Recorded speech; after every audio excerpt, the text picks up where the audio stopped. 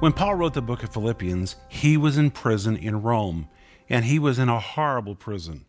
And in fact, he had been there for several months when he wrote the book of Philippians, which is amazing because the book of Philippians is called the Epistle of Joy.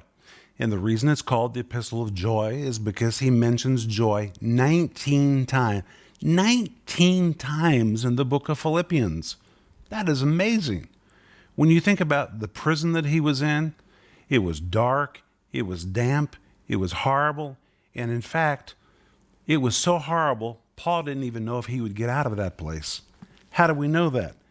Because he says in chapter 1, verse 23, "For I am in a strait between two, having a desire to depart and to be with Christ, which is far better. Nevertheless, to abide in the flesh is more needful than for you. And having this confidence, I know that I shall abide and continue with you."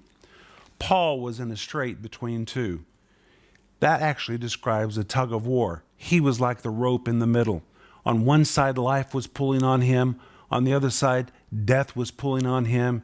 And in fact, where he was so miserable that the thought of departing to be with Christ was actually a pretty positive thought. But Paul had to make a decision that he was going to continue because his ministry was not finished. And I want to tell you, friend, your job is not finished.